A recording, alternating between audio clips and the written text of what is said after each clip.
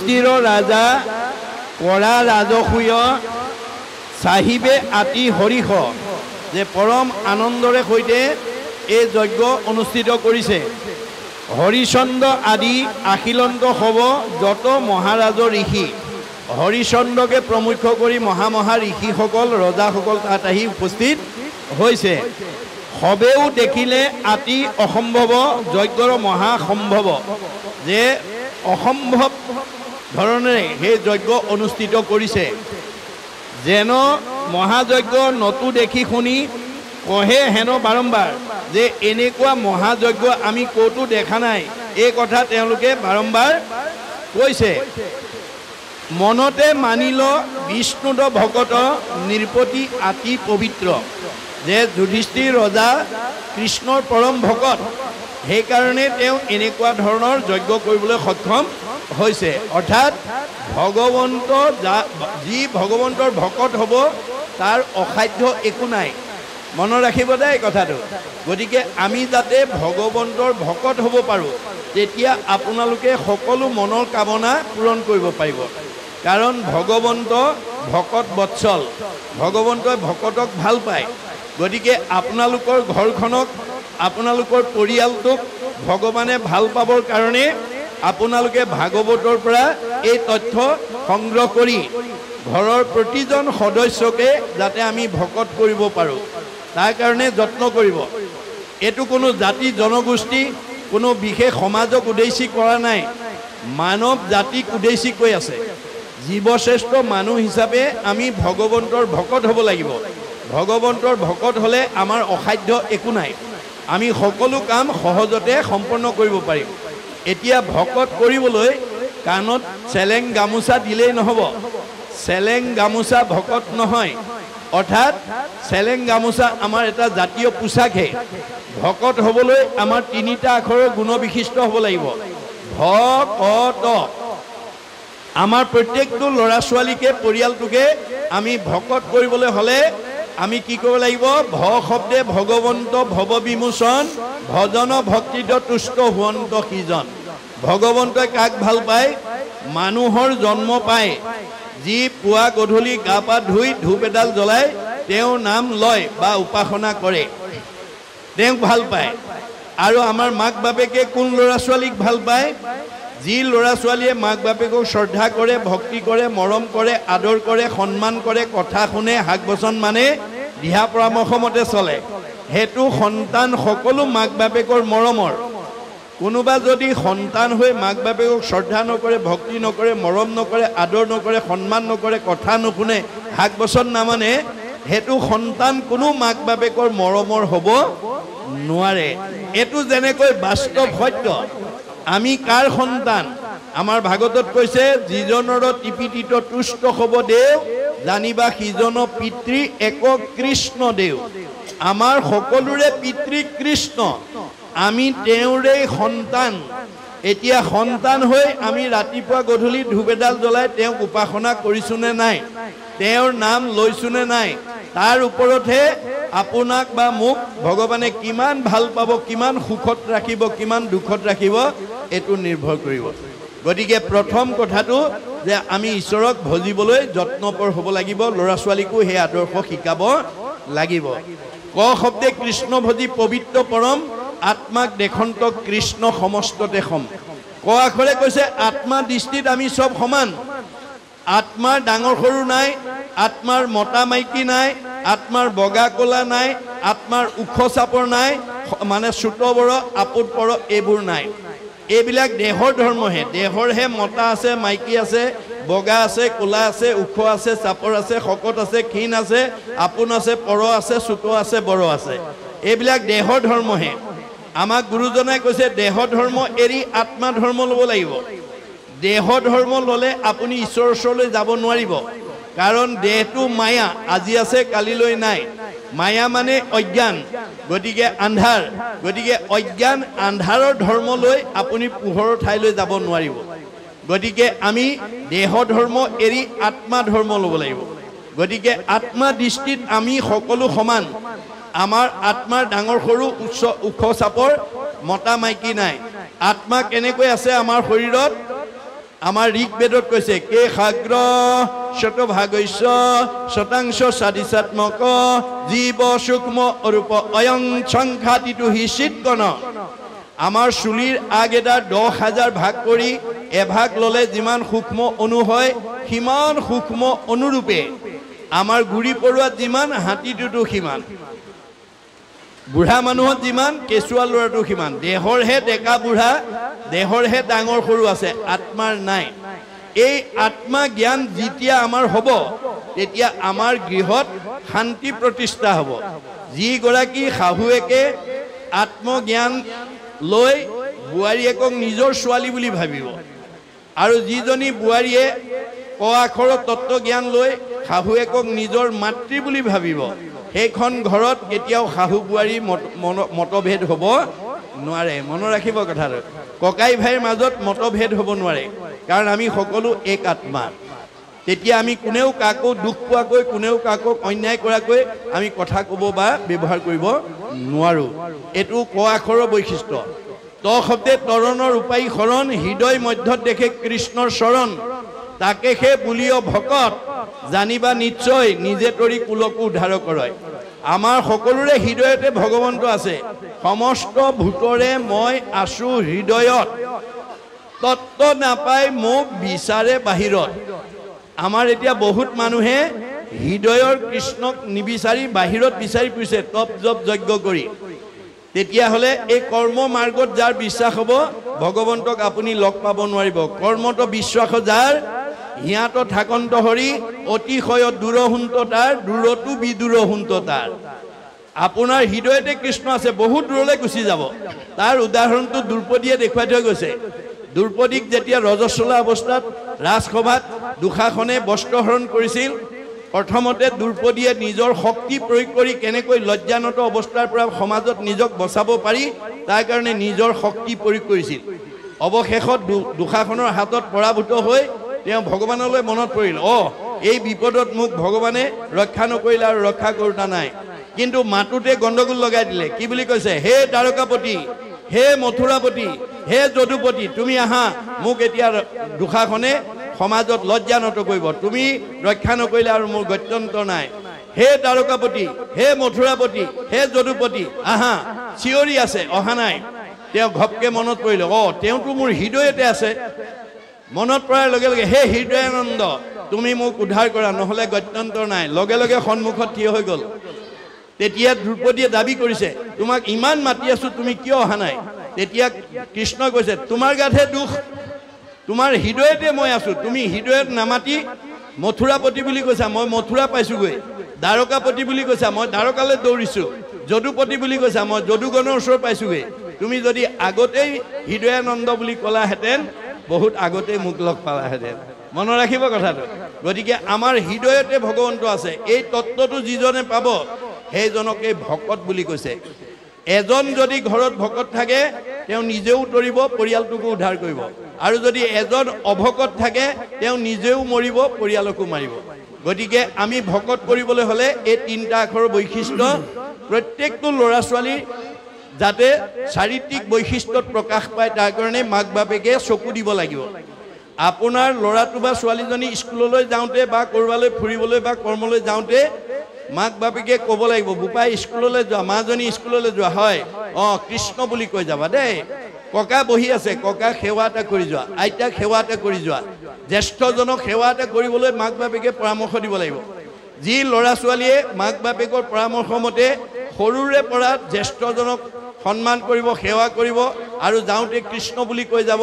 তেওঁ কৃষ্ণ বুলি কৈ যোৱাৰ লগে লগে তেওঁৰ লগত ভগৱন্ত যায় বুলি ভাগৱতে কৈছে যিটো জনে যাই নাম উচৰি তাৰো পাছে পাছে ভ্ৰমন্ত হৰি বৎসক স্নেহ যেন ধেনু ধাৱে ভজিও জানি হেন হৰি পাৱে গতিকে গাইজনীয়ে যেনেকৈ পোৱালিটো মুখৰ আগত লৈ যায় কৃষ্ণ শব্দ উচ্চাৰণ কৰি যি মানুহ যায় তাৰ পিছে পিছে কৃষ্ণ যায় কেনেকৈ যায় একচিত্ত মনে যিটো মহাজনে ফুৰে গুণনাম স্মৰি তাকো ৰক্ষা কৰি ফুৰয় সদায় হাতে কৌমদকী ধৰি কৌমদকী মানে গদা গদা মানে নাম শংখ চক্ৰ গদা পদ্ম গুৰু দেও নাম ভকত গতিকে ঈশ্বৰৰ নামেহে আমাক তৰাব আনে তৰাব নোৱাৰে গতিকে ঈশ্বৰৰ নাম ল'বলৈ 1000 নামৰ পৰা যিকোনো এটা নাম ক'বলৈ গাবলৈ উচ্চাৰণ কৰিবলৈ আমি ল'ৰা ছোৱালীক শিক্ষা দিব লাগিব কেতিয়া সৰুৰ পৰা মনত ৰাখিব গতিকে যি ল'ৰা ছোৱালী সৰুৰ পৰা ঈশ্বৰৰ নাম ল'ব তেওঁ ভকত হৈ যাব হৰি নাম ঘোষি কলি যুগত নিশ্চয় হুইবেক লোক ভকত যাৰ মুখত ঈশ্বৰৰ 1000টা নামৰ পৰা এটা নাম ওলাব যাৰ 1000 এফাকি ঘোষাৰ পৰা এফাকি ঘোষা মুখস্থ থাকিব সেইজন লৰাই হওক ছোৱালীয়ে হওক ডেকাই হওক বুঢ়াই হওক বোৱাৰীয়ে হওক জীয়াৰীয়ে হওক তেওঁ ভকত মনত ৰাখিব ঈশ্বৰৰ নাম মুখত নথকাজন অভকত ভকত তৰিব অভকত মৰিব কপিলে কৈছে কপিল বদতি মাও শুনা দেৱ হুতি অভকতে কদাচিতো নপাৱে মুকুতি ঈশ্বৰৰ নাম যাৰ মুখত নাই সি কেতিয়াও উদ্ধাৰ হ'ব নোৱাৰে এই শিক্ষাটো আমি সৰুৰ পৰা ল'ৰা ছোৱালীক দিব লাগিব কাৰণ আমি কৰবালৈ যাত্ৰা কৰা বা কোনো এটা কাম কৰাৰ লগত আমাৰ কি থাকে যাত্ৰাৰ লগত আমাৰ লক্ষ্য বা উদ্দেশ্য এটা থাকে আমি কৰবালৈ যাবলৈ হলে আমাৰ কিবা লক্ষ্য বা উদ্দেশ্য থাকে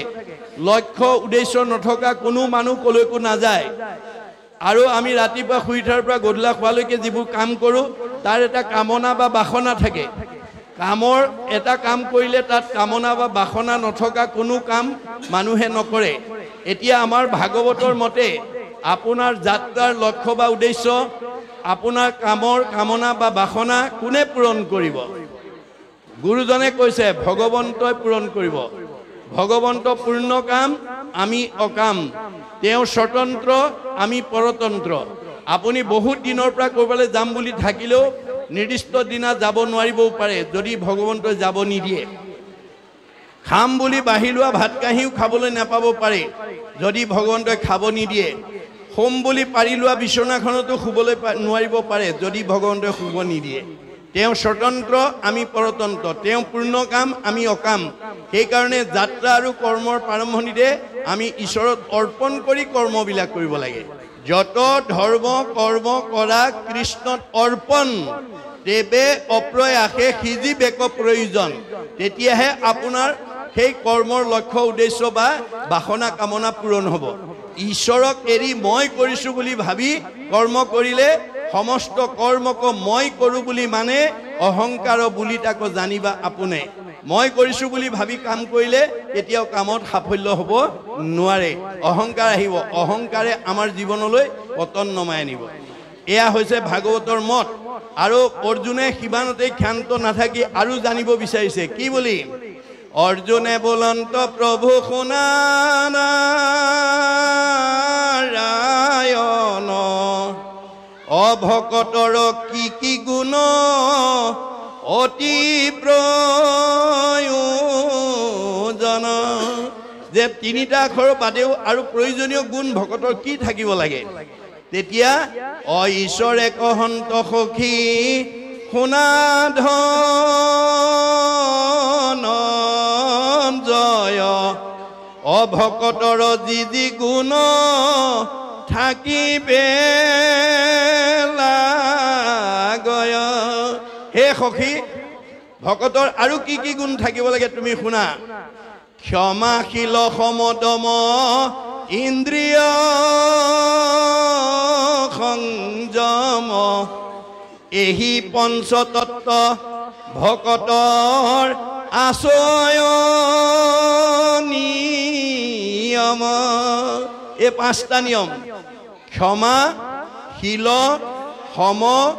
দম ইন্দ্ৰিয় সংযম এই পাঁচটা ভাল গুণ আমাৰ গাত থাকিব লাগিব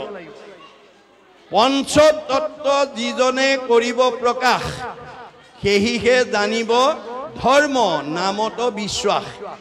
এই পাঁচটা গুণ যাৰ গাত থাকিব তেওঁহে ধৰ্ম কি নামৰ মাহাত্ম্য কি বুজি পাব নেৰি বেক ধনে ধানে মানে আশকতি নাপাইবে উদ্ধাৰ সখী যাইবে অধুগতি ভগৱানে কৈছে বেদে কৈছে কি বুলি যি মানুহে মানুহৰ জন্ম পাই কেৱল ধন ধান মান সন্মান সুখ ভোগকে বিচাৰি ফুৰে হেতু জীৱ কেতিয়াও উদ্ধাৰ হ'ব নোৱাৰে বেদে কি বুলি কৈছে ধায়ত বিষয়ন পুঞ্চ সংগস্তে সুপ্ৰজায়তে সংগাত সংজায়তে কাম কামাত ঊৰ্ধ্ব বিজায়তে क्रोधात् भवति सन्मोह सन्मोहात् स्मृति विभ्रम स्मृति भंसात् बुद्धिनाशं बुद्धिनाशात् प्रणश्यति जी मानुहे विनाशी सम्पदर कामना बासनार बलि হৈ যাব कामनात बाधा परिले क्रोध आहिब क्रोध अহাৰ লগে লগে মোহগ্ৰস্ত হ'ব মোহগ্ৰস্ত হোৱাৰ লগে লগে স্মৃতি নষ্ট হ'ব স্মৃতি নষ্ট হোৱাৰ লগে লগে বুদ্ধি নষ্ট হ'ব আৰু বুদ্ধি নষ্ট হোৱাৰ লগে লগে পথ বাচিব নোৱাৰি 84 নৰকত আকৌ জাহ যাব লাগিব সেই কাৰণে গোকুলত কৃষ্ণই বাল্যকালতে কেবাটাও অসুৰ বধ কৰি লৈছে কাৰণ বাল্যকালতে যদি কি অসুৰ কেটা বধ কৰি নলয় তেতিয়া অনাগত 7-8 বছৰ বয়সত তেওঁ গোপী সকলৰ লগত মহাৰাস কৰিব নোৱাৰে গোপী সকলৰ লগত কৃষ্ণই যেতিয়া মহাৰাস কৰিছিল তেতিয়া তেওঁৰ বয়স আছিল 7-8 বছৰ সেই কাৰণে অনঙ্গ কেলি বুলি কোৱা হয়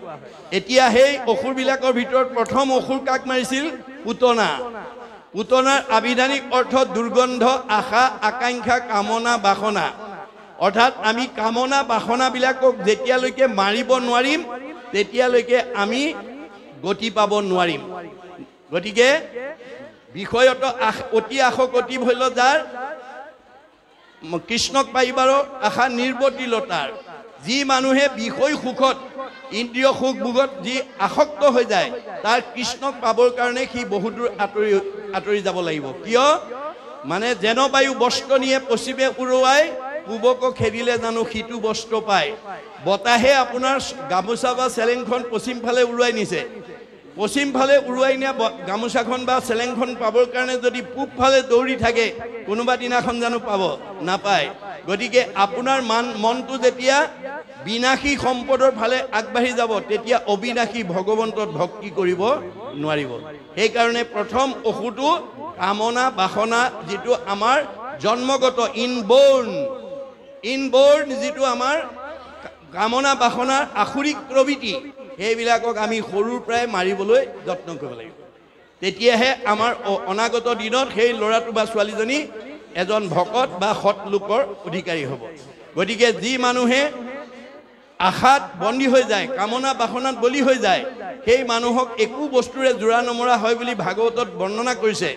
যত দিব্য ঘৰ বাৰী বস্ত্ৰ অলংকাৰ সবেও নুপুৰে মন একলোভিয়াৰ যাৰ মনটোত বিনাশী ধন ধান টকা পইচা গাড়ী মটৰ পকা ঘৰ দুৱাৰ ইন্দ্ৰিয় সুখ ভোগত যাৰ মনটো আসক্ত হৈ যাব তাক একো বস্তুৰে জোৰা নমৰা হ'ব কি সদায় অসন্তুষ্ট হৈ থাকিব অসন্তুষ্ট প্ৰাণীৰ নখন্দে মন দুখ তলুইকৰ লক্ষ্মী পাইলে নাহি তাৰ সুখ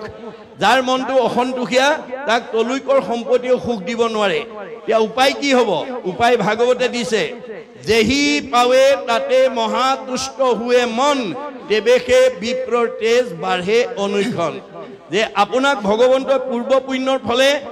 এই মাধুৰী মলা গাঁৱত আপোনাক অৱস্থান কৰি কিবা কৰ্মৰ কাৰণে আপোনাক দিছে আপুনি কৰ্ম কৰি যেটো ফল পাইছে ভকতিৰ দ্বাৰা সন্তুষ্ট হৈ সুখে দুখে মুখে জুনো চাৰে ৰাম নাম সুখ দুখ সকলো সময়তে আমি ঈশ্বৰৰ নাম যদি ল'ব পাৰো তেতিয়া হলে তেজ মানে শক্তি তেজ মানে প্ৰভাৱ তেজ মানে প্ৰতিভা তেজ মানে চেহেৰা তেজ মানে কমনীয়তা তেজ মানে পৰমায়ুষ বাঢ়ি যাব আৰু যদি ভগৱানে দিয়াটোত আত্মসন্তুষ্টি থাকিব নোৱাৰে তেতিয়া হলে নিজৰ ভৰিত নিজে কুঠাৰ মৰা হ'ব আমাৰ দাৰ্শনিক পণ্ডিতে কৈছে উই must কনচেন্ট্ৰেট as much as we get from God ভগৱানে আমাক যি দিছে আমি তাতেই আত্মসন্তুষ্টি থাকিবলৈ শিকিব লাগে আজি সেই দৰ্শনটো নজনাৰ কাৰণে ভাগৱতৰ আৰু বেদৰ এই দৰ্শনটো নজনাৰ কাৰণে আজি আমাৰ সমাজত বহুত কোৱালিফাইড মানুহ বহুত উচ্চ পদস্থ বিষয়ত চাকৰি কৰা মানুহে ভগৱানে দিয়াটোত সন্তুষ্ট নাথাকি নিজাববীয়াকৈ বেছি ধনী আৰু সুখী হ'বলৈ গৈ ৰঙা ঘৰৰ অতিথি হ'ব লগা হৈছে আৰু বহুতে চাকৰিৰ পৰা নিলম্বন হ'ব লগা হৈছে যিবিলাক কোৱালিফাইড মানুহে বহুত উচ্চ পদস্থ বিষয়ত চাকৰি কৰা মানুহে এই ভাগৱত শুনিব তেওঁলোকে কেতিয়াও ৰঙা ঘৰৰ অতিথি হ'ব নালাগে তেওঁলোকৰ চাকৰিৰ পৰা কেতিয়াও নিলম্বন হ'ব নালাগে সেই কাৰণে ভাগৱত শুনিবলৈ আহিব লাগে মনত ৰাখিব কথাটো ভাগৱত নুশুনা মানুহ যিমান বিদ্যাৱন্ত ধনৱন্ত হওক তেওঁ বিপদগ্ৰস্ত হ'বই কাৰণ তেওঁ ইন্দ্ৰিয়ক সংযম কৰিব নোৱাৰে এই কাৰণে অৰ্জুনক কোৱাৰ চলে কৈছে সখা অৰ্জুন তোমাক জীৱশ্ৰেষ্ঠ মানুহ জন্ম দিছো তুমি ইন্দ্ৰিয়ক সংযম কৰিবা মনক সংযম কৰিবা নহলে আহিল কণা গোল কণা খাগৰি কাটিল তিনি কণা হ'ব তেতিয়া অৰ্জুনে প্ৰতিবাদ জনাইছে কি বুলি হেন শুনি অসন্তোষ অৰন্ত অৰ্জুন ইন্দ্ৰিয়ক বৈশ্য কৰি বাক পাৰে কোন কাৰ খাদ্য আছে ইন্দ্ৰিয়ক বশ কৰিব মনস নাই নাই এইটো প্ৰস্তাৱ মোৰ গ্ৰহণযোগ্য নহয় তেতিয়া কৃষ্ণ হাঁহি পেলাই কৈছে কৃষ্ণ বোলে সখী তুমি নকৰিবা ভয় অভ্যাসতে ইন্দ্ৰি বৈশ্য আপুনি ভয় নকৰিবা অভ্যাস কৰা অভ্যাসৰ জৰিয়তে আপোনাৰ ইন্দ্ৰিয়বিলাক সংযম হ'ব আজি আপোনালোকে নিজকে সোধকচোন বাৰু অহাৰ পৰা কঠখনত বহি আছে যোৱালৈকে কঠখনত বহি থাকিব ঘৰত অকলে ইমান সময় এঘণ্টা ডেৰ ঘণ্টা বা দুঘণ্টা আপোনালোকে অকলে কঠ এখনত অকলে বহি থাকিব পাৰিলেহেঁতেন নে নোৱাৰে আজি কোনে বহুৱাইছে কি শক্তিত বহিছে আমাৰ বেদে কৈছে স্ব পৰম অনুৰক্তি ঈশ্বৰেই ভক্তি আজি আপোনালোকে ঈশ্বৰৰ কথা শুনিবৰ কাৰণে জানিবৰ কাৰণে বুজিবৰ কাৰণে অনুৰাগ আগ্ৰহ লৈ বহি আছে এই আগ্ৰহে আমাক ছটা প্ৰমোচন দিব মনত ৰাখিব আগ্ৰহ ৰতি প্ৰীতি ভক্তি শান্তি 6 নম্বৰত মুক্তি এই অভ্যাস নকৰা পৰ্যন্ত আপোনাৰ জীৱ উদ্ধাৰ হ'ব নোৱাৰে এই কাৰণে দাৰ্শনিক পণ্ডিতে কৈছে you have to keep the practice of remembrance নাম স্মৰণ every day every hour rather every second 24 ঘণ্টাত 1 সেকেন্ড হলেও ভগৱন্তৰ হাজাৰটা নামৰ পৰা এটা নাম মুখত উচ্চাৰণ কৰিবলৈ ক'বলৈ আমি অভ্যাস কৰিব লাগিব when a strong habit is formed by unceasing practice throughout the period of life then it would be easy to remember God at the time of the death এনেকৈ অভ্যাস কৰোতে কৰোতে যেতিয়া এটা ষ্ট্ৰং অভ্যাস হৈ যাব এটা বলিষ্ঠ অভ্যাসত পৰিণত হ'ব তেতিয়া মৰিবৰ সময়ত নাৰায়ণ অজামিলৰ দৰে আহি যাব অজামিলে 10 নম্বৰ ল'ৰাটোৰ নামহে নাৰায়ণ থৈছিলে নাজানে ভগৱানৰ নাম বুলি মাধৱদেৱে আমাক চিনাকি কৰি দিছে চাৰিও বেদৰ 4 অক্ষৰ খাৰ কাঢ়ি আনি ব্ৰহ্মাদেৱে বেকত কৰিয়া থৈলা নাৰায়ণৰ নাম কেহি নাৰায়ণ নাম লয়া শুদ্ধ কৰো আমি চিত্ত গায়া হৰি সন্তোষৰ কাৰণ আন নজানি গতিকে 4 বেদৰ 4 অক্ষৰ গুট খাই নাৰায়ণ নাম লৈছে গতিকে পুতেকৰ নামটো আহ নাৰায়ণ খা নাৰায়ণ যা নাৰায়ণ পঢ় নাৰায়ণ উঠ নাৰায়ণ নাৰায়ণ নাৰায়ণ কওঁতে কওঁতে এটা ষ্ট্ৰং হেবিট হৈ গ'ল গতিকে যাৰ কাৰণে তেওঁ মহাপাপী অজামিলক মৃত্যুৰ সময়ত যমদূতে বান্ধি লোৱাৰ সন্দে আইখ নাৰায়ণ বুলি কোৱাৰ লগে লগে বিষ্ণুদূত আহি যমদূতৰ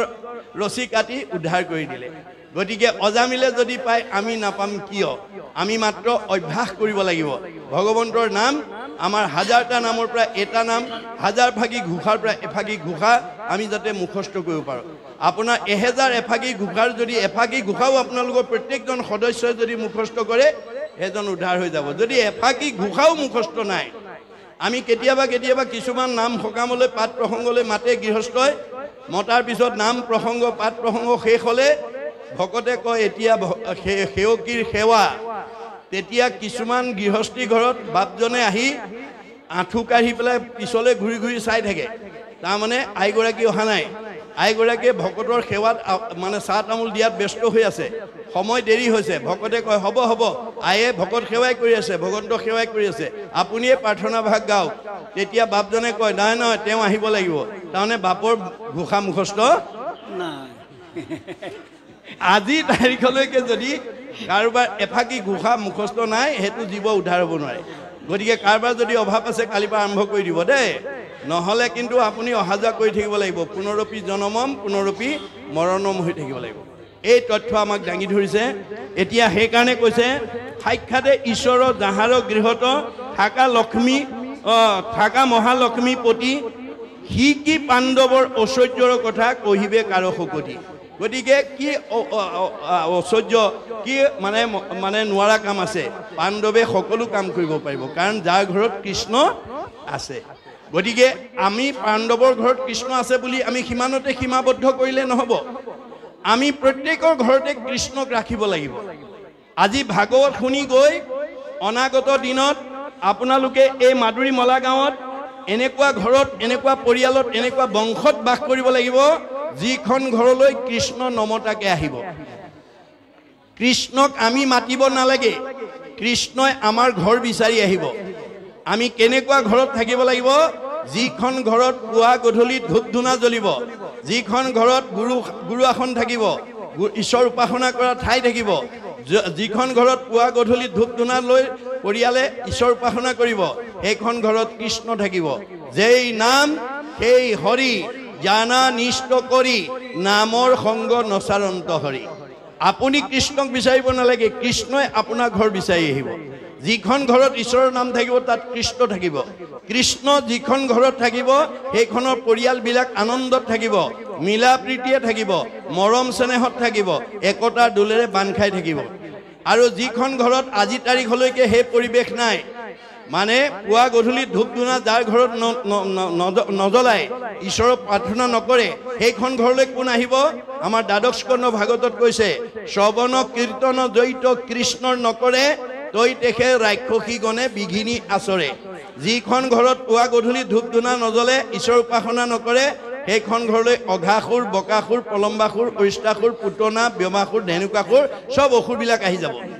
কায়িকভাৱে নহয় দেই স্বভাৱগতভাৱে প্ৰকৃতিগতভাৱে আহি যাব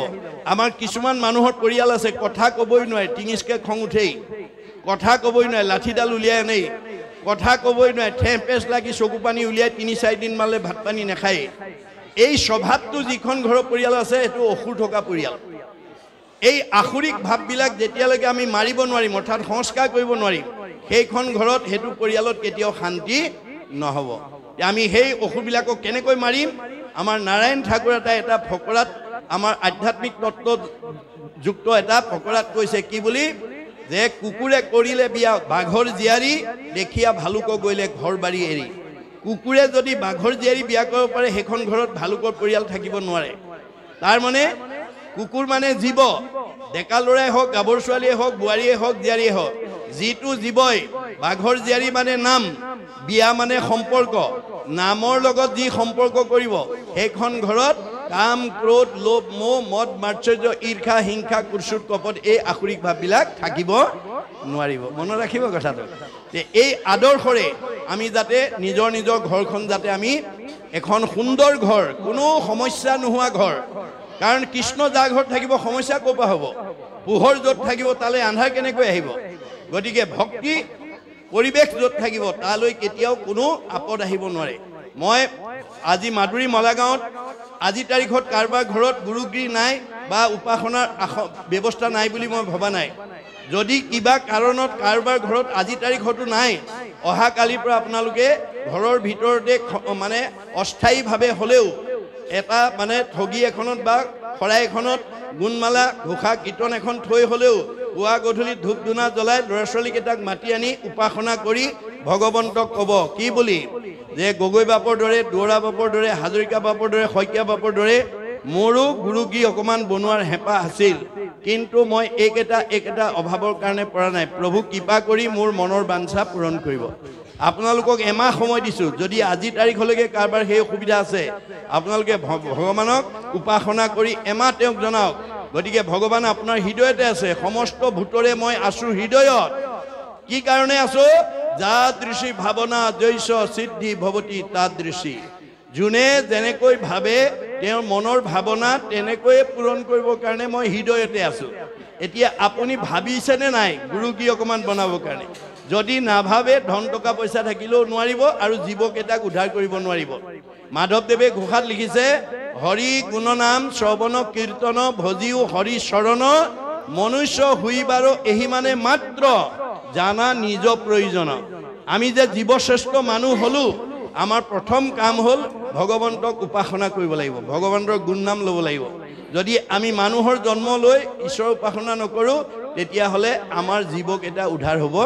নোৱাৰিব কি হ'ব এই তিনিটা লেয়াৰৰ ভিতৰত অহা যোৱা কৰি থাকিব লাগিব পুনৰপি জনমম পুনৰপি মৰণম পুনৰপি জনমম পুনৰপি মৰণম হৈ থাকিব লাগিব গতিকে আমি এই ৰাজসুই যজ্ঞৰ পাণ্ডৱৰ যিটো ৰাজসুই যজ্ঞৰ সম্ভাৰ দেখি সবে আশ্চৰ্য প্ৰকাশ কৰিছে যেনে এনেকুৱা ৰাজসুই যজ্ঞ কোন মানে ৰজাই পাতিব পাৰিব তেতিয়া ইয়াত কৈছে যে নাই যিখন ঘৰত কৃষ্ণ আছে যিটো পৰিয়ালত কৃষ্ণ আছে তাত অসাধ্য কি আছে গতিকে এটো আমি ইমানতে পঢ়িলে নহব আমাৰ ঘৰটো কৃষ্ণক ৰাখিব লাগিব আমাৰ ঘৰটো কৃষ্ণক ৰাখিব লাগে আমাৰ দুখন ঘৰ এখন আমাৰ উদ্ধৱক চিনাকি কৰি দিয়া ঘৰ মোহৰ সেৱাৰ যোগ্য মনুষ্য শৰীৰ ইহাকে বুলিয় গৃহ জানা মহাবীৰ এখন ঘৰ এখন ঘৰতো আপুনি কৃষ্ণক ৰাখিব লাগিব গতিকে আপুনি প্ৰত্যেক দিনে ঈশ্বৰৰ গুণনাম ল'ব লাগিব তেতিয়া কৃষ্ণ আপোনাৰ হৃদয়ত থাকিব যাৰ হৃদয়ত কৃষ্ণ থাকিব সি আনন্দত থাকিব আৰু যাৰ হৃদয়ত কৃষ্ণ নাথাকে সি হাঁহিব নোৱাৰে তাৰ মনত সদায় দুখ বেদনা থাকিব এতিয়া আপুনিহে জানিব আপোনাৰ ঘৰত কৃষ্ণ চৈতন্য হৈ আছে নে জড় হৈ আছে কাৰণ আপোনাক যিজনে চলাই আছে অৰ্জুনক কৈছে আৰু হেৰা শুনা তুমি একবিনে নহ দুই অবিদ্যা মায়াত ভিন্ন দেখি হে অৰ্জুন তুমি মই একেটাই মায়াত থকাৰ কাৰণে মানুহে আমাক দুটা দুটা বুলি ভাবে মোৰ অংশ জীৱ তুমি মই আত্মা অন্তৰ্যামী এহি হেতু তুমি মই সখী তুমি মোৰ অংশ জীৱ অৰ্জুন সেই কাৰণে তুমিয়ে মই সখী অৰ্জুনৰ লগত যদি সখী আমাৰ লগত হয়নে নহয় আমি তেওঁৰ অংশ জীৱ হয়নে নহয় তোমাৰে সেই অংশ আমি যত জীৱ যাক গতিকে তেওঁৰ অংশ জীৱ আমি আমাৰ লগতো সখী হৈ আছে এতিয়া ভুল কৰাই বুলি আকৌ সকিয়াই দিছে সাৰথীৰ কহু ভেদ লোৱা তাৰ পৰিছেদ আনে নজানয় মহামতী যিগোটা যে মহাৰথী ৰথেশ্বৰী কৰা গতি ৰথ পুনু চলাৱে সাৰথী হে অৰ্জুন তুমি যিখন ৰথত উঠি মহাৰথী হিচাপে যুদ্ধত অৱতীৰ্ণ হৈছা কৰ্মত অগ্ৰগতি হৈছা সেই ৰথখন মই পৰিচালনা কৰি আছো সৰ্বতো সময়তে মনত ৰাখিবা অৰ্জুনক কোৱাৰ চলে আমাক কৈ আছে আমাৰ ৰথখন যদি অৰ্জুনৰ ৰথখন কৃষ্ণ চলাইছে আমাৰ ৰথখন কোনে চলাইছে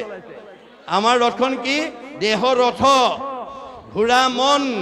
ইন্দ্ৰী প্ৰাণ সেনাগণ বিষয় অৰণ্য ভৈলতাৰ আমাৰ এতিয়া সমাজত মানুহবিলাকে যিজন কৃষ্ণ আমাৰ হৃদয়ত থকাৰ কাৰণে আমি চকুৰে দেখিছো কাণেৰে শুনিছো মুখেৰে খাইছো হাতেৰে কৰিছো ভৰিৰে গৈছো সেইজনৰ কথা শুনিবলৈ ভাবিবলৈ কৰিবলৈ সময়ৰ অৱকাশ নাই তেতিয়াহ'লে আপোনাৰ ৰথখন ভালকে নচলিব গুণে ধৰিব দেই মনত ৰাখিব গতিকে যিজন থকাৰ কাৰণে আপুনি চৈতন্য হৈ আছে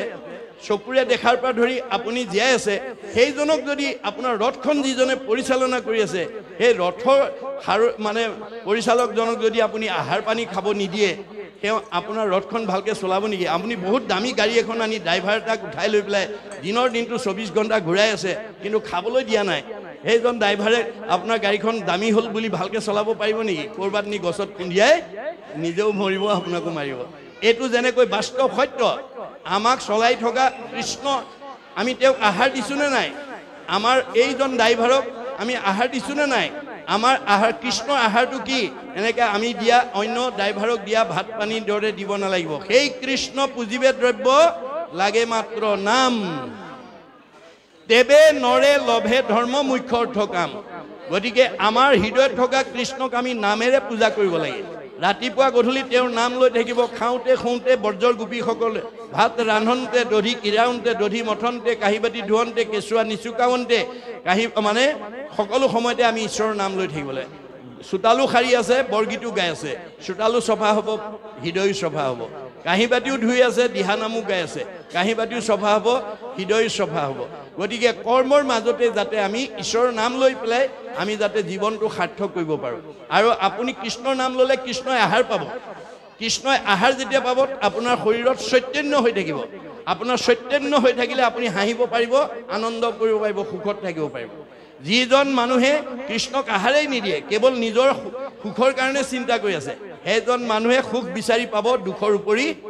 দুখ মনত ৰাখিব কথাটো কৃষ্ণক এৰি কোনো সুখী হ'ব নোৱাৰে আজি আমাৰ ভাগৱতৰ দৰ্শন নজনাৰ কাৰণে বহুত মানুহে কৃষ্ণক এৰি মই কৰিছো বুলি ভাবে পকা ঘৰ মই বনাইছো দামী গাড়ী মই কিনিছো সম্পত্তি মই কিনিছো গাড়ীখন যদি লাইনত এক্সিডেণ্ট হৈ যায় কৃষ্ণই কৰিলে বুলি কয় তেতিয়া আমাৰ ভালটো নিজে কৰিছো বুলি কয় আৰু বেয়া হলে কৃষ্ণলৈ ঠেলি দিয়ে এই স্বভাৱটো আমি সলনি কৰিব লাগিব দেই এই কোচটো ৰিজু কৰিব লাগিব আপুনি যদি মায়াক প্ৰশ্ৰয় কৰি আছে অভিমান অহংকাৰক যদি আশ্ৰয় দি আছে আপুনিও কংসক মানে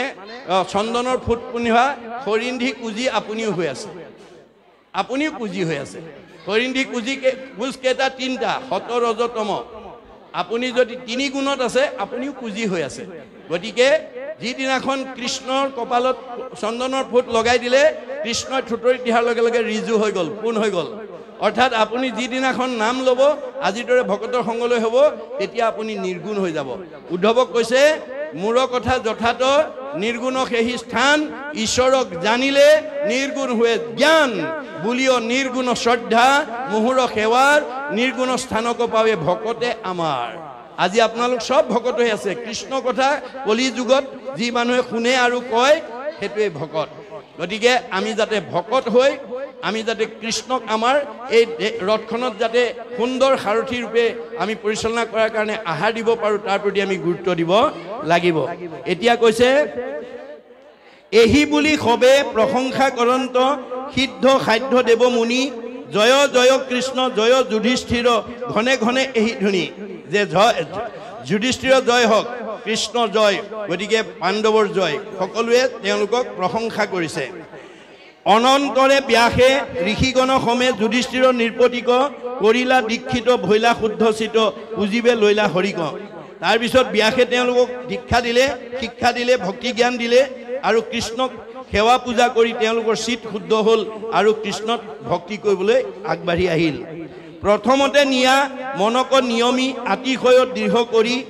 সাৰ হব বুদ্ধি ধৰি পৰমাত্মা হৰি চিন্তিলন্ত মৌন ধৰি গতিকে আমি কি কৰিব লাগিব নীতি নিয়মৰ মাজেদি সদাচাৰৰ মাজেদি আমি নিজৰ জীৱন আমাৰ পৰিয়ালটো আগুৱাই নিব লাগিব আমাৰ ভাগৱতত নিয়ম নীতি বান্ধি থোৱা আছে আমাৰ 8 প্ৰকাৰ সদাচাৰৰ কথা উল্লেখ আছে আপোনালোকে কেই প্ৰকাৰ মানিছে আপোনালোকে জানিব কি সদাচাৰ কায়ৰ সদাচাৰ বাক্যৰ সদাচাৰ মনৰ সদাচাৰ গমন সদাচাৰ শৌচ সদাচাৰ অন্ন সদাচাৰ স্নান সদাচাৰ শয়ন সদাচাৰ এই 8 প্ৰকাৰ সদাচাৰ নিয়ম আমাৰ নিজৰ লগতে পৰিয়ালৰ লোকসকলক যদি আমি শিকাব পাৰোঁ আপুনিও বেমাৰ আজাৰৰ পৰা মুক্ত হৈ থাকিব আয়ুষ বৃদ্ধি হ'ব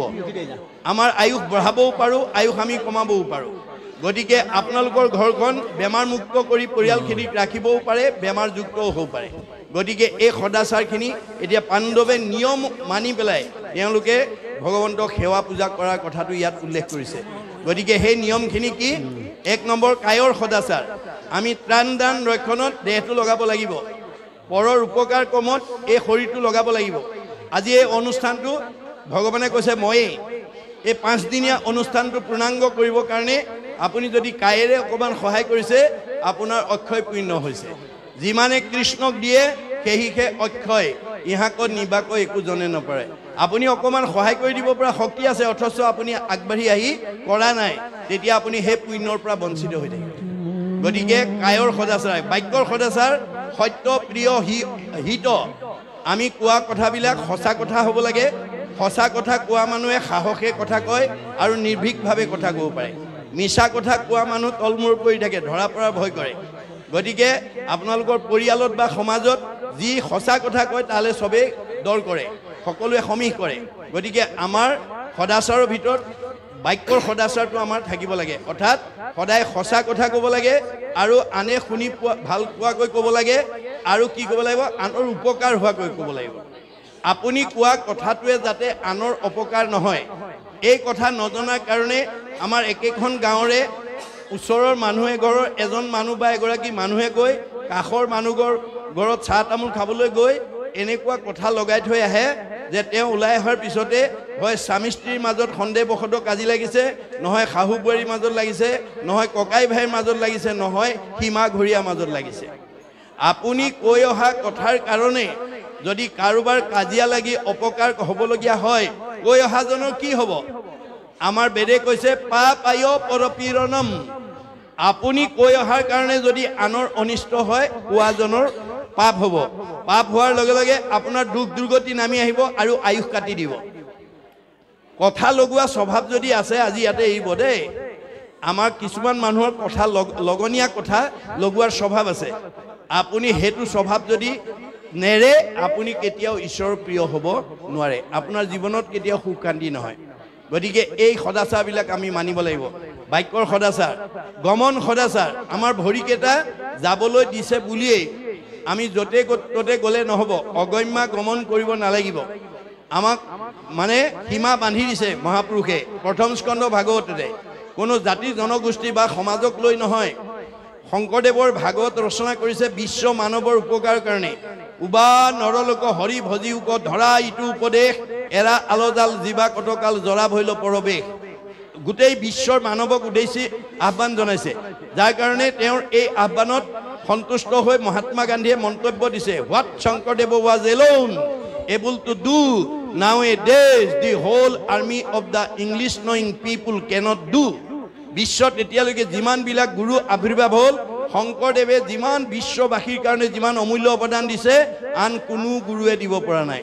আৰু সেইজন শংকৰদেৱ আমাৰ অসম মাতৃৰ বুকুত আবিৰ্ভাৱ হোৱাৰ কাৰণে অসমবাসীক ভূয়সী প্ৰশংসা কৰিছে মহাত্মা গান্ধীয়ে Assam is indeed fortunate for Shankardev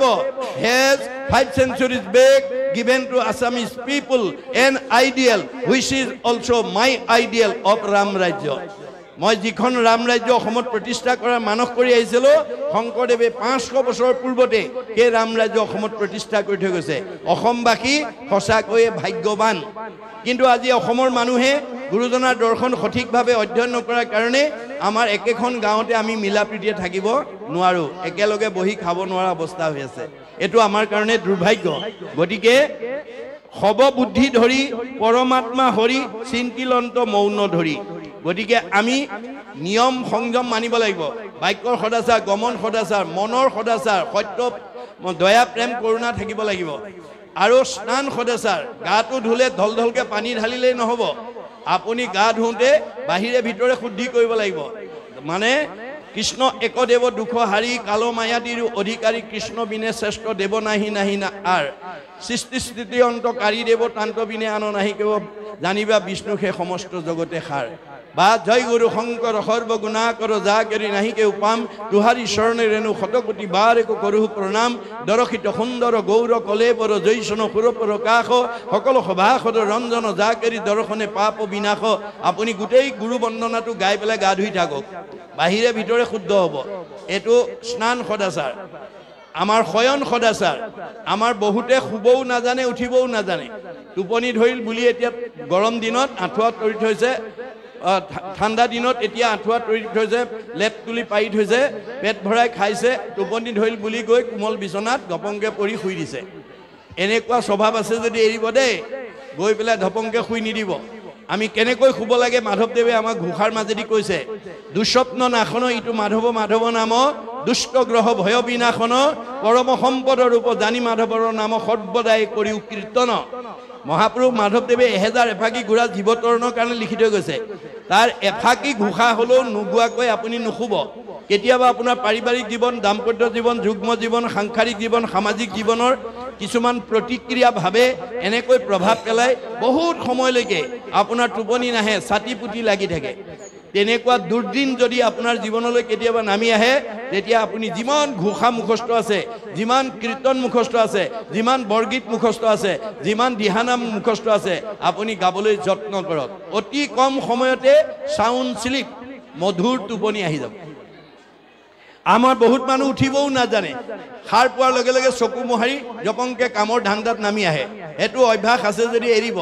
আমি কেনেকৈ উঠি আহিব লাগে ভাগৱতে কৈছে যিজন ভগৱন্তৰ তিনটা গুণময় ভাৱত আমাৰ দেশ জগতত অৱস্থান কৰি আছে কেনেকৈ আছে ব্ৰহ্ম পৰমাত্মা ভগৱন্ত একে তত্ত্ব একৰেখে তিনি নাম লক্ষণ ভেদত তিনিটা গুণনাম লৈ আমাৰ প্ৰত্যেকৰ দেহতে অৱস্থান কৰি আছে প্ৰথম ব্ৰহ্ম ব্ৰহ্মৰূপে আমাক চৈতন্য কৰি ৰাখিছে আপুনি দুৰ্ঘুৰ টোপনি গলেও আপুনি জীয়াই থাকে আপুনি টোপনি যোৱা মানুহ এজনে ক'ব পাৰে নেকি মই জীয়াই আছো নে মৰিলো ক'ব নোৱাৰে পুৰা টোপনি যোৱা মানুহে ক'ব নোৱাৰে তথাপিতো আপোনাক জীয়াই ৰাখিছে কোনে ব্ৰহ্ম শক্তিয়ে আপুনি হাৰ পোৱাৰ লগে লগে চকুৰে দেখে কাণেৰে শুনে মুখেৰে খায় হাতেৰে কৰে ভৰিৰে যায় কোনে চৈতন্য কৰি ৰাখিছে ইন্দ্ৰিয়বিলাকক পৰমাত্মাই আৰু ভগৱন্ত সৃষ্টি স্থিতি প্ৰলয়ৰ গৰাকী যথা কৰ্ম তথা ফল দিবৰ কাৰণে অৱস্থান কৰি আছে এই কাৰণে অৰ্জুনক কৈছে কৰ্মানি অধিকাৰ অস্তি মা ফল কদাচন হে অৰ্জুন তোমাক কামৰ অধিকাৰহে দিছো মোৰ পৰা ফল নিবিচাৰিবা অৰ্জুনে প্ৰতিবাদ কৰিছে যদি ফলেই বিচাৰিব নালাগে তোমাক আৰাধনা কৰা মোৰ প্ৰয়োজনে বা কি তেতিয়া কৃষ্ণই হাঁহি পেলাই উত্তৰ দিছে কৃষ্ণে বোলে শুনাত আৰু হেতু মহাবল নুখুজিলে ঈশ্বৰে আপুনি দেন্ত ফল হে অৰ্জুন তুমি মোৰ পৰা ফল বিচাৰিব নালাগে মই নুখুজাকে দিম নুখুজাকে দিয়া বোলে হয় প্ৰমাণ যেন আতি শিশু চোৱা ভক্ষ নোখোজয় তথাপিতো স্নেহে থাকি মাতৃস্তন দে এটা কেঁচুৱাই গাখীৰ নিবিচাৰিলে মাকে দিনটো বিচনাতে পেলাই নথয় কৰ্মৰ মাজৰ পৰাই নিজৰ পুত্ৰ স্নেহত আপ্লুত হৈ নিজৰ সন্তানক যেনেকৈ স্তনদান দিয়ে ময়ো ভকতৰ যথা কৰ্ম তথা ফল দিম আপুনি মাত্ৰ কৰ্ম নিৰ্বাচন কৰিবলৈ শিকিব বোলে কৰ্ম কি বেদে যাক বিহি আছে তাকে বোলে কৰ্ম বেদবিহিত কৰ্ম কৰিব লাগিব বেদে কি বিহিছে ঈশ্বৰৰ অৰ্থে যিটো কৰে তাকে বোলে কৰ্ম আজি আপোনালোকে 5 দিনীয়া কাৰ্যসূচীৰে ভাগৱত শুনাই অকল আপোনালোকৰ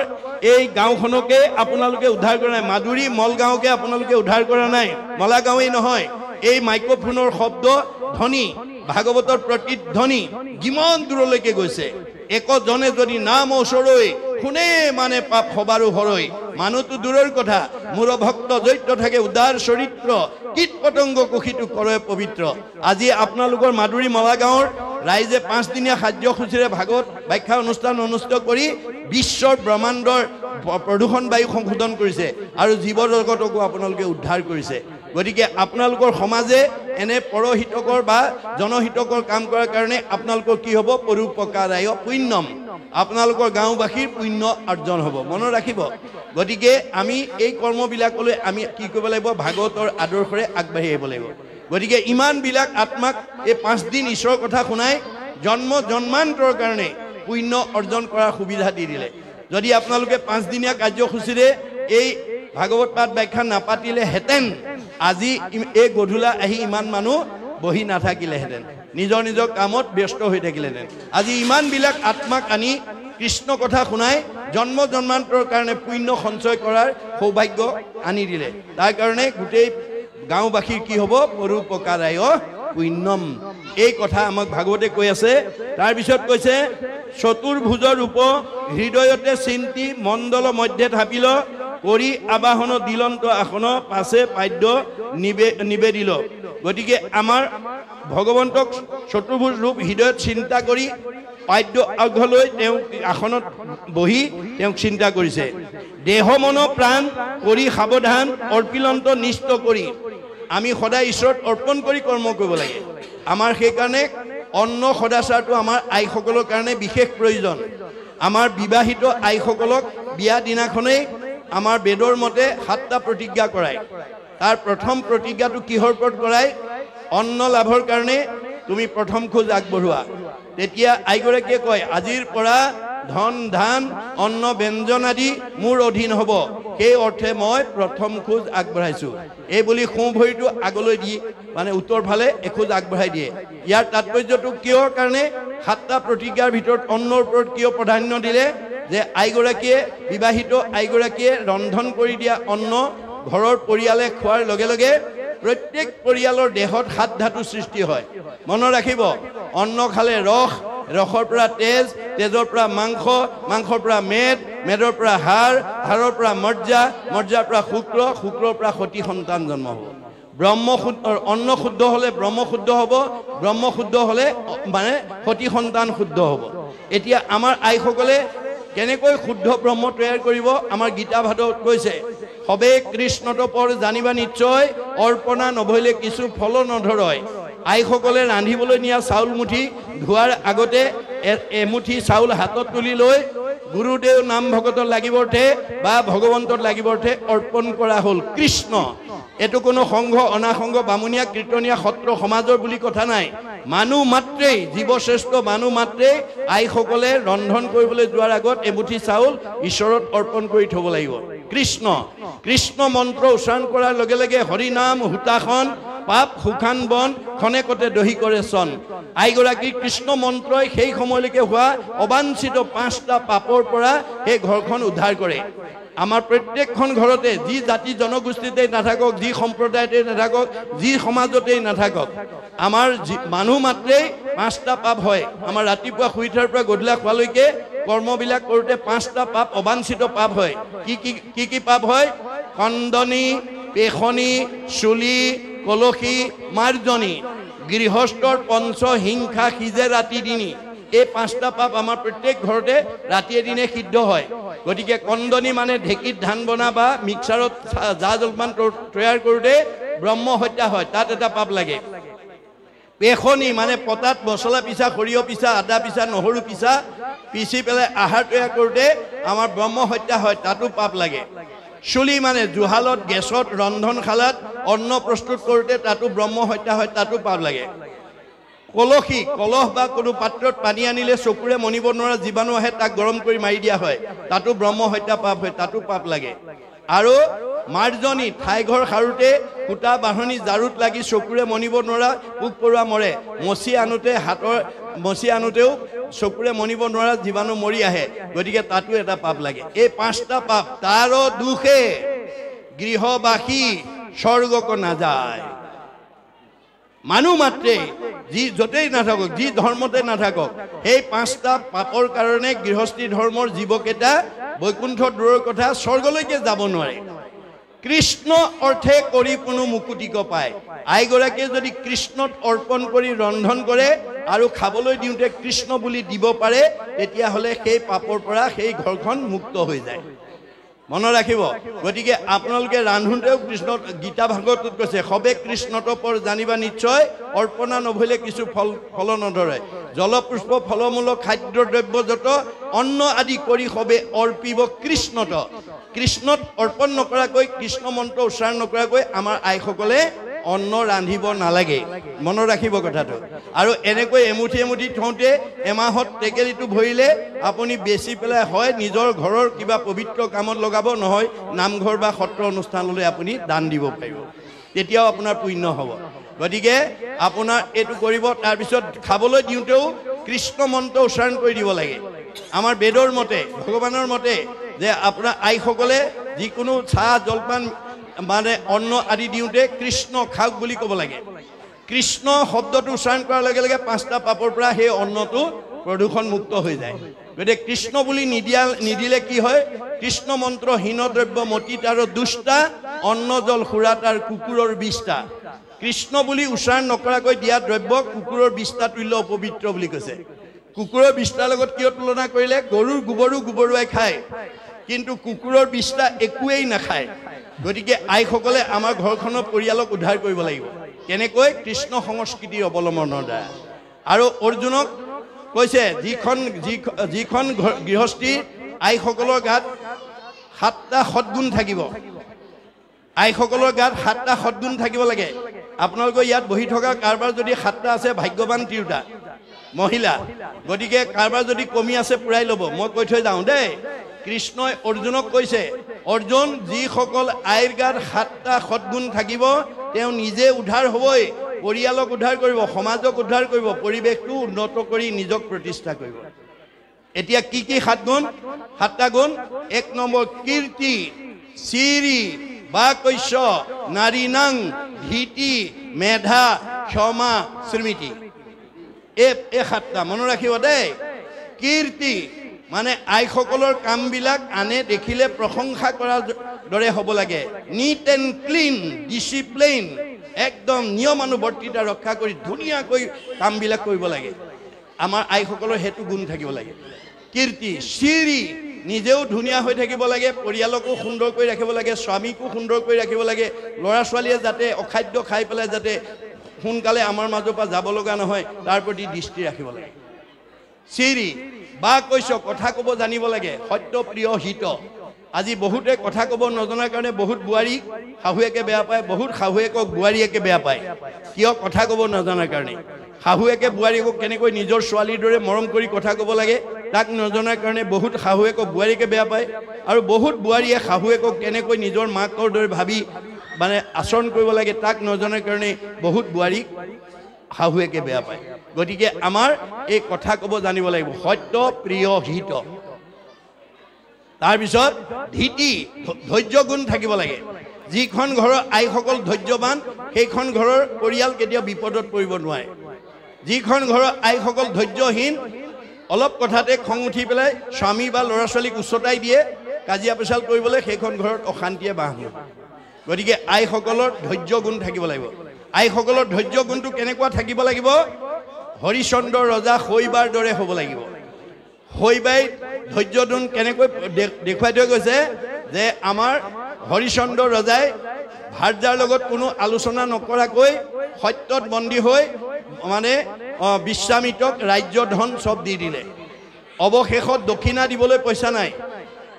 ঋষিৰ ওচৰত এমাহ সময় ল'লে ঋষিবৰ মোক এমাহ সময় দিয়া মই তোমাৰ দক্ষিণাটো সংগ্ৰহ কৰি দিম যোৱা তোমাক এমাহ সময় দিছোঁ হৰিচন্দ্ৰই ভাৰ্যাক লগত লৈ এখন উপবনত গৈ পলাই আছেগৈ বিশ্বামিত্ৰই এমাহৰ পূৰ্বে বিচাৰি বিচাৰি গৈ সেই উপবনত পাই হৰিচন্দ্ৰক উদ্দেশ্যি ক'লে এৰা ৰাজা হৰিচন্দ্ৰ মোৰ দক্ষিণাটো যদি হেলা কৰ তই সবংশকে সপি ভস্ম কৰিবহো মই মোৰ যদি দক্ষিণাত তই অৱহেলা কৰ তোৰ গোটেই বংশ মই হাপি ধ্বংস কৰি দিম ঋষিৰ বচন শুনি হৰিচন্দ্ৰ ৰায় কপিবে লাগিলে মুখে মাত বোল নাই ঋষিয়ে যেতিয়া বংশ হাপি ধ্বংস কৰিম বুলি ক'লে ভয়ত তেওঁ মুখৰ মাত হেৰাই গ'ল আৰু মনৰ কথা ক'বলৈ ভাৰ্যাৰ বাবে দ্বিতীয় ব্যক্তি নাই ভাৰ্যাক চাহিয়া ৰাজা বুলিলা বচন শুনা প্ৰাণে চৰি মোৰ বাক্যে দিও মন এয়া ভাৰ্যা মোৰ কথালৈ অকণমান মনোযোগ দিয়া কেনমতে ঋষিৰ মই খুজি বহু ধাৰ কেনমতে বংশক মই কৰিব উদ্ধাৰ মই এতিয়া ঋষিৰ ধাৰটো কেনেকৈ পৰিশোধ কৰোঁ আৰু বংশটোক মই কেনেকৈ উদ্ধাৰ কৰোঁ গতিকে মই হতাশ হৈ গৈছোঁ মোৰ মুখৰ মাত হেৰাই গৈছে যিখিনি সময়ত স্বামী হতাশ হৈছে মুখৰ মাত হেৰাই গৈছে সেই সময়ত স্বামীক প্ৰেৰণা দিবৰ কাৰণে স্বামীৰ মনত সাহস দিবৰ কাৰণে শৈবাই কেনেকৈ উত্তৰ দিলে ভাৰ্যাৰ স্বামীৰ বচন শুনি শৈবা প্ৰাণে চৰি অস্বামীক বুলিলা অল্প হাস্য কৰি হাঁহি মাৰি উত্তৰ দিলে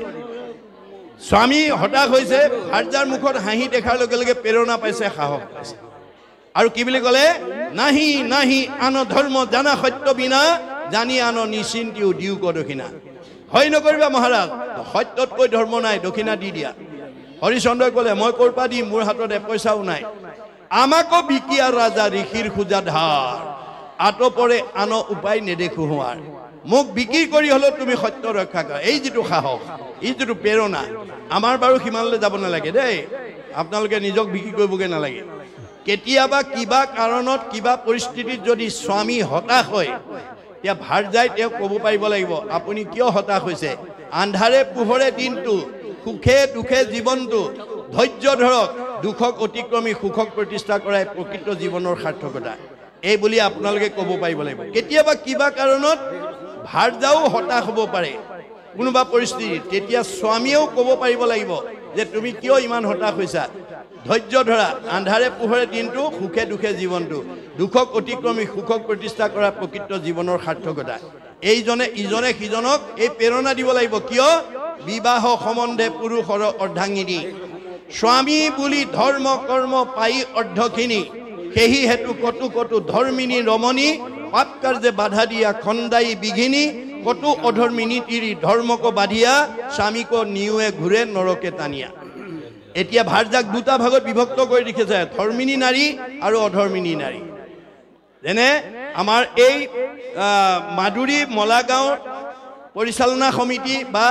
আমাৰ আদৰণি সমিতি সদস্য দুজনে গৈ ওচৰৰ গাঁওখনৰ দুজন মানুহক গৃহস্থীত মাতি থৈ আহিলে আজি এই তাৰিখৰ মানে ভাগৱত পাঠ ব্যাখ্যাৰ কাৰণে অনুদান এটাও লৈ আহিলে প্ৰথম ঘৰৰ মানুহৰ স্বামীয়ে পাহৰিলে আজি তাৰিখৰ ভাগৱতলৈ বাৰীত কাম কৰি আছে ভাৰ্যাই গৈ ক'লে হেৰি এই মাদুৰী মলা গাঁৱৰ ৰাইজৰ ভাগৱতলৈ আজি মাতি গৈছিলে আপুনি পাহৰিলে নেকি এৰা সেই পাহৰিলে যাওক যাওক সোনকালে গা পা ধুই ওলাই যাওক এই বুলি যিগৰাকী আয়ে স্বামীক মনত পেলাই ভক্তিৰ ধৰ্মৰ মাজলৈ পঠিয়াই দিব তেওঁ ঘৰতে থাকি আধা পুণ্য পাব আৰু দ্বিতীয় ঘৰ আকৌ স্বামীৰ মনত আছে ভাৰ্যাই পাহৰিলে স্বামীয়ে পিন্ধি উৰি কাণত গামোচা চেলেং লৈ আহিবলৈ ওলাই দুৱাৰ মুখত ৰৈছে ভিতৰৰ পৰা আইগৰাকী আহি দেখিলে এখেতে দেখোন একেবাৰে চেলেং গামোচা লৈ ভকতি হৈ কোনফালে হেৰি আপুনি ক'লৈ যায় বোলে কেলে মাদুৰী মলা গাঁৱৰ ভাগৱতলৈ মাতি গৈছিলে নহয় ঠক এতিয়া আমাৰ ভাগৱত শুনিলে কামত নাহিব ল'ৰা ছোৱালী স্কুলত নিব আমুক কৰিব তামুক কৰিব লাগে আপুনি নোৱাৰে যাব এই বুলি যিগৰাকীয়ে বাধা দিব তেওঁ নিজেও নষ্ট হ'ল স্বামীকো নৰকলৈ লৈ গ'ল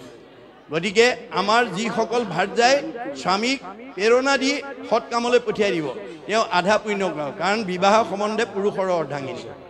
মাষ্টৰে বিয়া কৰা মানুহজনীক মানুহে মাষ্টৰণী বুলি কয় তেওঁ মাষ্টৰণী হয় জানো নহয় মাষ্টৰ উপাধি আধাটো তেওঁ পাই গ'ল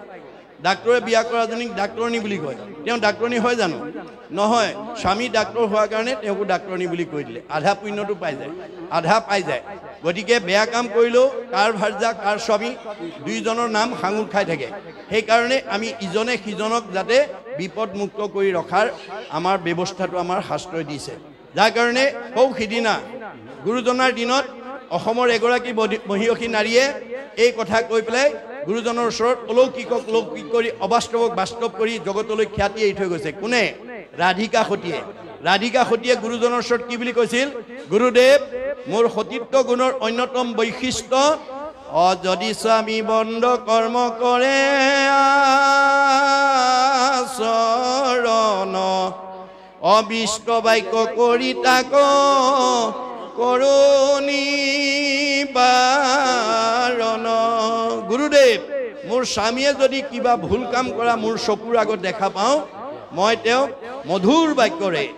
সাৱলীলভাৱে তেওঁক সেই ভুল পথৰ পৰা ঘূৰাই অনাৰ চেষ্টা কৰোঁ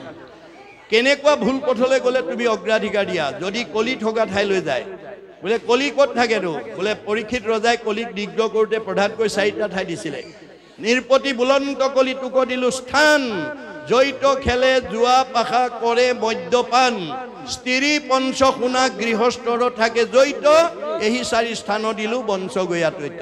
প্ৰধানকৈ 4টা দিছে জুৱা পাশা খেলা মদ ভাং খোৱা পৰস্ত্ৰীত আসক্ত হিংসা ধৰ্ম মদ খোৱাত কিয় বাধা দিয়া মাদ্যতি যত তৎ মদ্যম মদ খালে নিচা লাগে বুদ্ধি লুম্পতি যত দ্ৰব্যম মদকাৰী তদচ্ছতি মদ খালে নিচা লাগিলে সৎবুদ্ধি বিনাশ হয় অসৎ বুদ্ধি ফালে গতি কৰে গতিকে মোৰ স্বামীয়ে নিচাযুক্ত বস্তু খাই যাতে সৎবুদ্ধিৰ পৰা অসৎ বুদ্ধিলৈ যাব লগা নহয় তাক মই বাধা দি ৰাখোঁ কিয় বোলে বিবাহ সম্বন্ধে পুৰুষৰ অৰ্ধাংগিনী স্বামী বুলি ধৰ্ম কৰ্ম পাই অৰ্ধগিৰি বৰ সুন্দৰ হৈছে জুৱা পানী অনা 3টা গাঁঠিৰ এপল' পানী এপল' মাটি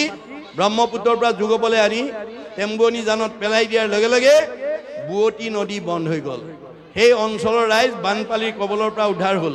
আৰু সেই জানটো আজিও শান্তি জান হিচাপে বৰদোৱাত প্ৰতিষ্ঠিত হৈ ৰ'ল এয়াই হৈছে বিশ্বাস দেই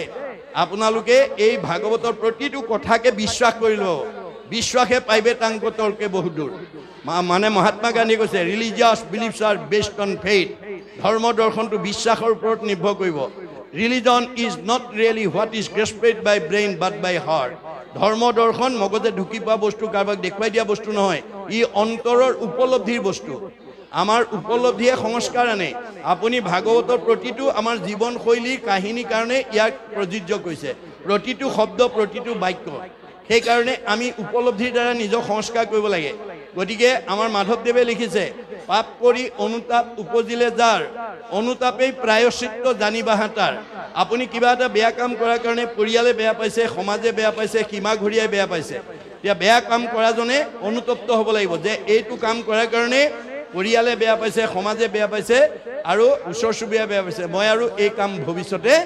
নকৰোঁ এই বুলি যেতিয়া অনুতাপ হ'ব তেওঁ প্ৰায়শ্চিত্ত হৈ যাওঁ আপুনি দণ্ড ভৰাই প্ৰায়শ্চিত্ত কৰিব নোৱাৰে গতিকে আমি উপলব্ধিৰ দ্বাৰা আমাৰ জীৱনৰ প্ৰতিটো পথ আমি সংস্কাৰ কৰিব লাগিব আমাৰ দাৰ্শনিক পণ্ডিতে কৈছে যে আপোনাক এটা প্ৰতিভা বা এটা জ্ঞান দিছে আপুনি নিজৰ জ্ঞানটোক ভগৱান প্ৰদত্ত জ্ঞানটোক প্ৰণালীবদ্ধ প্ৰয়োগৰ দ্বাৰা বিজ্ঞানলৈ উত্তৰণ কৰিব লাগিব বিজ্ঞানটোক উপলব্ধিৰ দ্বাৰা দৰ্শনলৈ উত্তৰণ কৰিবলৈ শিকিব লাগিব দৰ্শনটোক আকৌ উপলব্ধিৰ দ্বাৰা ধৰ্মত নি প্ৰতিষ্ঠা কৰিবগৈ লাগিব অৰ্থাৎ আমাক প্ৰত্যেককে দিয়া জ্ঞানটোক প্ৰণালীবদ্ধ প্ৰয়োগ আৰু উপলব্ধিৰ দ্বাৰা আমি সংস্কাৰ কৰি কৰি নি যদি ধৰ্মত প্ৰতিষ্ঠা কৰিব পাৰোঁ ধৰ্ম ৰক্ষতি ৰক্ষিত তেতিয়াহে আমাক ধৰ্মই ৰাখিব আপোনাক দিয়া জ্ঞানটো যদি ধৰ্মত প্ৰতিষ্ঠা কৰিব পৰা নাই আপুনি তৰিব নোৱাৰে সেইকাৰণে দাৰ্শনিক পণ্ডিতে কৈছে systematic knowledge is science realize science is philosophy realize philosophy is religion is the highest sense of philosophy প্ৰণালীবদ্ধ জ্ঞানক বিজ্ঞান বুলি কৈছে বিজ্ঞানটোক যেতিয়া উপলব্ধি কৰিব দৰ্শনটোক যেতিয়া উপলব্ধি কৰিব ধৰ্মতকৈ আৰু শ্ৰেষ্ঠ দৰ্শন দ্বিতীয় নাই শংকৰদেৱে এটা বাক্যত বুজাই দিছে যতেক দেখা খোজা সমুদায় হস্তিৰ খোজত সবে লুকাই এহিমতে যত বিশ্ব সমস্ত কৃষ্ণতে জানা সবে যাই অষ্ট প্ৰকৃতি জগতত যিমানবিলাক জীৱ জন্তু দেখিছে সকলো জন্তুৰ খোজ হাতীৰ খোজত লুকাই যায় হাতীৰ খোজতকৈ শ্ৰেষ্ঠ খোজ আৰু কোনো প্ৰাণীৰে নাই ঠিক তেনেকৈ এই পৃথিৱীত যিমান ডাঙৰ মানুহ নহওক ৰাষ্ট্ৰপতিও কৃষ্ণতে বিলীন হ'ব সাধাৰণ নাগৰিকো কৃষ্ণতে বিলীন হ'ব এমএলএ মিনিষ্টাৰো কৃষ্ণতে বিলীন হ'ব ঠেলাওলা ৰিক্সাওয়ালাও কৃষ্ণতে বিলীন হ'ব আপোনালোকৰ এই মাদুৰী গাঁৱৰ ধনী মানুহজনো কৃষ্ণতে বিলীন হ'ব দুখীয়া মানুহজনো কৃষ্ণতে বিলীন হ'ব কৃষ্ণৰ ব্যতিৰেকে আৰু দ্বিতীয় নাই সেইকাৰণে শংকৰদেৱে কৈছে কৃষ্ণক পূজিলে পূজা সমস্তৰে হয় পৃথকে পূজিলে পূজা কেহু নলয় আমি যাতে কৃষ্ণক আমি ৰাখিব পাৰোঁ তাৰ কাৰণে গুৰুত্ব দিব লাগিব যিটোজনে যায় হৰি নাম সেবী পাছত ফুৰে যত দেৱ দেৱী যতেক তীৰ্থে তাক স্তুতি কৰৈ তাৰ বায়ু পাপ সমস্ত হৰৈ আমি কৃষ্ণৰ নাম লৈ যোৱাৰ লগে লগে কৃষ্ণ আমাৰ পিছত যাব কৃষ্ণ পিছত যোৱাৰ লগে লগে বাকী আজ্ঞাবাহী 33 কোটি দেৱতা ব্ৰহ্মাকে প্ৰমুখ্য কৰি সব দেৱতা তাৰ পিছত যাব আৰু সেইজনক দেখি যদি কোনোবাই বাৰাণ্ডা পৰা কয় কৃষ্ণ বাপজন আজ্ঞা ৰাখি গৈছে বিষ্ণু বৈষ্ণৱক দেখি কৰৈ নমস্কাৰ হৰৈ কোটি জনমৰ পাতকতাহাৰ কোটি জন্মৰ পাপ নাইকিয়া হৈ যাব ইমান মাহাত্ম্য আছে এইটো ভাৱৰ ওপৰত নিৰ্ভৰ কৰে কাছৰ দৰে ভাৱনা হ'ব লাগে কাছৰ ভাৱনা কি বালিত কণী পাৰে পানীত উমনি দিয়ে বালিত কণী পাৰি পানীত উমনি দি ভাৱৰ দ্বাৰা বালিত কণী ফুটাই দিয়ে যেহেন কচ্ছপে তৰে ডিম্ব পাৰি জল মাজে ফুকাৰয় সেইমতে সন্তে বিষয়তে থাকি সদায়ে মুখ চিন্তয় সন্ত মহন্ত ভক্ত গুণবিশিষ্ট সকলে ভগৱানে দিয়া ধন টকা পইচা গাড়ী মটৰ পকা ঘৰ দুৱাৰ মাজতে থাকে কিন্তু লগত নিব নোৱাৰা বিনাশী সম্পদৰ মোহে আজিৰ দৰে ভক্তি পথলৈ অহাৰ পৰা এই সকলক বঞ্চিত কৰি ৰাখিব নোৱাৰে গতিকে সন্ত মহন্ত ভক্ত বৈষ্ণৱ গুণসম্পন্ন ব্যক্তিয়ে মানে বিষয় সংসাৰতে থাকে পদুম ফুলৰ দৰে থাকে পদুম ফুল বোকা পানীতে জন্ম হয় কিন্তু তাৰ পৰা নিলিপ্ত হৈ থাকে সেইকাৰণে আমাৰ বেদে কৈছে ব্ৰহ্মণা ধ্যায় কৰ্মাণি সংগং ত্যক্তে কৰোতি যশ লিপ্ততে নশ পাশুন পদ্ম পত্ৰম মিমাম ভাস পদুম ফুলৰ ভাৱনাৰে আমি গৃহস্থ আমাৰ সন্ত মহন্ত বা গাৰ্হস্থ জন্মত আমি জীৱন নিৰ্বাহ কৰিব লাগে যেনেকৈ পদুম ফুল পানী বোকাত থাকিও নিলিপ্ত হৈ থাকে আমি বিষয় সংসাৰতে থাকিও আমি যাতে মুক্তি ল'ব পাৰোঁ কাৰণ আমি ঈশ্বৰক ধ্যান কৰি ঈশ্বৰক চিন্তা কৰি কৰ্মবিলাক কৰি যাব লাগে বাসনা শূন্যভাৱে তেতিয়াহ'লে আমাৰ গতি পাব এই তথ্য আমাক দিছে তাৰপিছত কৈছে যে অৰ্ঘ আচমন স্নান মধুৰ পৰ্ক অৰ্পিলন্ত ভক্তিভাৱে যজ্ঞ সূত্ৰ পিত ত্ৰিপট বসন নিবেদিলা কৃষ্ণ পাৱে গতিকে পাদ্য অৰ্ঘ আমি এয়া যজ্ঞ আমাৰ মই আৰম্ভণিতে কৈছোঁ এইটো 5 দিনীয়া যজ্ঞ ভাগৱত যজ্ঞ ভক্তি যজ্ঞ নাম যজ্ঞ ইয়ালৈ অহা ভকতসকলক বা আমাৰ গৃহস্থী ঘৰত অনুষ্ঠান পাতিলে তালৈ অহা ভকতসকলক আমি পাদ্য অৰ্ঘ পাদ্য মানে ভৰি ধোৱা পানী অৰ্ঘ মানে মুখ ধোৱা পানী অৰ্থাৎ আমি ভকতক ভৰি ধোৱা পানীয়ে মুখ ধুবলৈ দিব নালাগে মুখ দিয়া পানীটোৰ পাত্ৰ এটা বেলেগকৈ ৰাখিব লাগে গতিকে আমি নজনাৰ কাৰণে বহুত ঠাইত ভৰি ধোৱা পানীয়ে ভকতক মুখ ধুবলৈ দিয়ে সেইটো আমাৰ সংস্কাৰ কৰিব লাগে বেদৰ মতে ভৰি ধোৱা পানীয়ে ভকতক মুখ ধুবলৈ দিব নালাগে গতিকে পাদ্য মানে ভৰি ধোৱা পানী অৰ্ঘ মানে মুখ ধোৱা পানী গতিকে হাত ভৰি ধুৱাই আনি আসনত বহুৱাই লৈ সেৱা এটা কৰাৰ পিছতে উদ্দেশ্য ব্যাখ্যা সুধিব লাগে আমাৰ বহুত মানুহে কথাটো নাজানি ওচৰৰ পৰা মানুহগৰাকী বা মানুহজন আহিলে বুলিয়েই